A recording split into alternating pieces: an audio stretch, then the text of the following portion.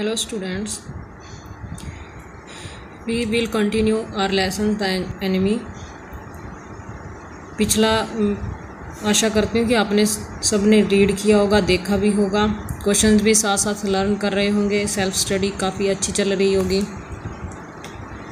चलो lesson start करते हैं। ऑल थॉट लेफ्ट हिम, सारे जो उसके विचार थे, जो वो ऑपरेशन कर रहा था उसके औजार की जो नोक थी किडनी के पास किसी सख्त चीज़ों से टकराई।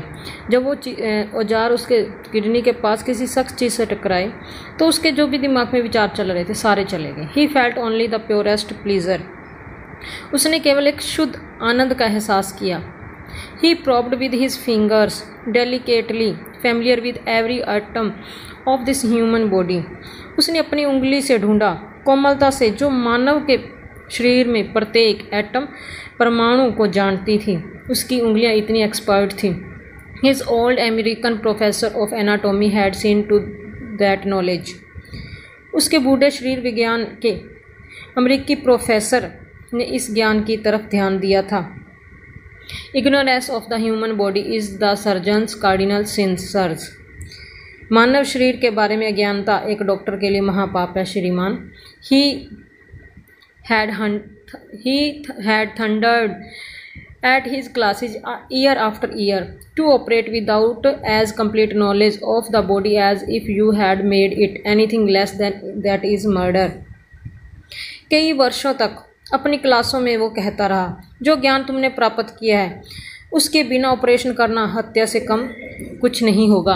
It is not quite at the kidney my friend, Sadao murmured, Sadao बुड़बुड़ाया कि किडनी बिल्कुल सही सलामत नहीं है। It was his habit to murmur to the patient when he forgot himself in an operation, यह उसकी आदत थी कि जब भी वो किसी भी मरीज को ऑपरेशन करते समय वह अपने काम में खो जाता था तो मरीज से बड़बड़ाने की उसकी आदत थी। My friend he always called his patients, अपने मरीजों को हमेशा मेरे दोस्त कहकर पुकारता था। And so now he did, और अब भी उसने ऐसा ही किया। Forgetting that this was his enemy, और यह भूल गया कि यह व्यक्ति उसका दुश्मन था। Then quickly with the cleanest and most precise of incisions the bullet was out, और फिर जल्दी से बिल्कुल साफ और एकदम सही कटाव के साथ गोली बाहर आ गई। द मैन क्वियर मीन्स कांपा, वो व्यक्ति एकदम कांपा। But he was still unconscious, और अभी भी वो बेहोश था। Nevertheless he muttered a few English words, और फिर भी बेहोशी में उसने कुछ इंग्लिश के वर्ड्स बुड़बुड़ाए। Guts he muttered choking, they got my guts, guts means आंतें। मटर्ड चॉकिंग, चॉकिंग मीन्स दम घुटना, कि दम घुटते हुए वो बुड़बुड़ाने लगा कि मेरी आंतें, वो मेरी आंतें निकाल ली, उन्होंने मेरी आंतें निकाल ली। सदाओ, हाना क्राइड शार्पली, हाना जोर से चिल्लाई। सदाओ हश, सदाओ सैड, सदाओ ने कहा कि चुप हो जाओ। The man sank again into silence so profound that Sadao took up his wrist hating the touch of it, फिर वो आदमी इतना कहते ही गहरी शांति में चुप हो गया। सदाओ ने उसकी कलाई को उसे नफरत करते हुए उठाया। Yes there was still a pulse so faint so feeble but enough, हाँ वो धड़कन बहुत ही धीमी थी, इतनी कमज़ोर थी परंतु पर्याप्त थी जीवित रहने के लिए। If he wanted the man to live to give hope, अगर उस आदमी को जीवित रखना चाहता है तो ये इतनी कमज़ोर धड़कन भी बहुत थी। But certainly I do not want this man to live, he thought, फिर उसने सोचा परंतु मैं अवश्य ही इस आदमी को जिंदा देखना नहीं चाहता था। No more anesthetic he told Hana, Hana को उसने कहा कि और बेहोशी की दवाई नहीं देनी।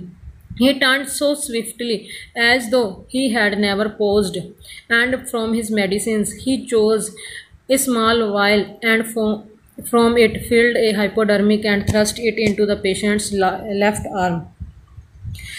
फिर वह इतनी तेजी से मुड़ा मानो वह कभी रुका ही नहीं था, और अपनी दवाइयों में से वायल मीन्स एक छोटी सी शीशी उठाई और इसमें से एक इंजेक्शन हाइपोडर्मिक इंजेक्शन भरा एंड मरीज के जो लेफ्ट बाजू है उसमें लगा दिया। Then putting down the needle he took the man's wrist again, फिर सुई को नीचे रखते हुए उसने उस व्यक्ति की कलाई को पकड़ा और उसकी पल्स को चेक किया। The pulse under his fingers fluttered once और twice and then grew stronger, और उसकी उंगलियों के नीचे नाड़ी एक या दो बार फड़फड़ाई, फिर तेजी से चलने लगी। This man will live in spite of all, he said to Hannah and sighed. यह आदमी फिर भी जिएगा, उसने हाना से कहा और गहरी सांस ली। साइड मीन्स गहरी सांस ली। The young man woke so weak, his blue eye so terrified when he perceived. जब जवान आदमी, ये गोरा आदमी जागा, इतना कमजोर था कि उसकी नीली आंखें डरी हुई थी। व्हेन ही परसीव्ड, उसने जब देखा, वेयर ही वाज, कि वो कहाँ है। That Hannah felt compelled to apologise, और हाना को उससे माफ़ी मांगने के लिए मजबूर होना पड़ा। She herself served him, for none of the servants would enter the room. उसने खुद ही उसकी देखभाल की क्योंकि कोई भी नौकर उसके कमरे में नहीं आता था। When she came in the first time, she saw him summon his small strength to be prepared for some fearful thing. जब वो पहली बार अंदर आई तो उसने क्या देखा कि अपनी थोड़ी सी शक्ति को, जो भी उसके अंदर ताकत थी, गोरे व्यक्ति को बटोरते हुए, इकट्ठी करते हुए किसी भयानक चीज़ का सामना करने के लिए तैयार था। Don't be afraid, she begged him softly. उसने उससे कोमलता से प्रार्थना की कि डरो मत। How come you speak English, he gasped. उसने जवाब दिया, हाँफने लगा। गैस्प्ड मीन्स हाँफने लगा डर के मारे, कि तुम कैसे इंग्लिश बोलती हो। I was a long time in America, she replied. उसने जवाब दिया कि मैं लंबे समय तक अमेरिका में थी। She saw that he wanted to reply to that but he could not, and so she knelt and fed him gently from the porcelain spoon. उसने देखा कि वो उत्तर देना चाहता है, बट ही कुड नॉट, पर वो दे नहीं सका।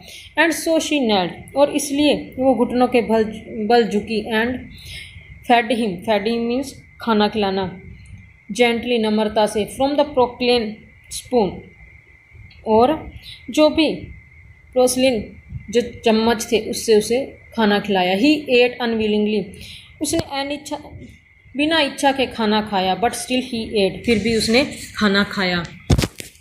Now you will soon be strong, she said, not liking him. उसने उसे कहा कि तुम जल्दी ही ताकतवर हो जाओगे, उसे नापसंद करते हुए। And yet move to comfort him, फिर भी उसे सांत्वना देने के लिए उसने कहा। ही डिड नॉट आंसर, उसने कोई जवाब नहीं दिया। When Sadao came in the third day after the operation, he found the young man sitting up, his face bloodless with the effort. जब सदाओ ऑपरेशन के तीसरे दिन बाद कमरे में आया तो युवा आदमी बैठा था और उसके चेहरा कोशिश करने के कारण रक्तहीन लग रहा था। Lie down, Sadao cried. Do you want to die, Sadao चीखा। लाई डाउन, कि लेटे रहो, क्या तुम मरना चाहते हो। He forced the man down gently and strongly and examined the wound. You may kill yourself if you do this sort of thing, he scolded. और उसने उस आदमी को धीरे से लटाया और स्ट्रांगली एंड एग्जामिन्ड, और उसके जो घाव को अच्छी तरह चेक किया और उसे डांटते हुए कहा कि तुम यदि ऐसे ही करते रहे तो तुम अपने आप को मार सकते हो कि यदि आप ऐसे करते रहोगे। What are you going to do with me? The boy muttered. वो लड़का बुड़बुड़ाया कि तुम मेरे साथ क्या करने जा रहे हो। He looked just now barely 17. इस तरह वो जब कह रहा था तो बड़ी कठिनाई से 17 वर्ष का लग रहा था। Are you going to hand me over? Hand me over means कि क्या तुम मुझे पुलिस को सौंपने वाले हो। For a moment Sadao did not answer. एक पल के लिए सदाओ ने जवाब नहीं दिया। He finished his examination and then pulled the silk quilt over the man. उसने जब अपनी जांच समाप्त की तो उस गोरे व्यक्ति के ऊपर रेशम की रजाई डाल दी खींचकर। I do not know myself what I shall do with you, he said. उसने सदाओ ने कहा कि मैं खुद भी नहीं जानता कि मैं तुम्हारे साथ क्या करने वाला हूँ। I ought of course to give you to the police. You are a prisoner of war. No, do not tell me anything. मुझे अवश्य ही तुम्हें पुलिस के हवाले करना चाहिए क्योंकि तुम युद्ध के कैदी हो, और नहीं, मुझे कुछ भी मत बताने की कोशिश करना। He put up his hand as he saw the young man was about to speak. उसने अपना ऊपर हाथ उठाया जब उसने जो ही देखा कि वो गोरा व्यक्ति कुछ बोलने वाला था। युवा व्यक्ति, do not even tell me your name unless I ask it. जब तक मैं तुमसे ये ना पूछूं कि तुम्हारा नाम क्या, तब तक मुझे अपना नाम बताने की भी कोशिश मत करना। They look at each other for a moment. दोनों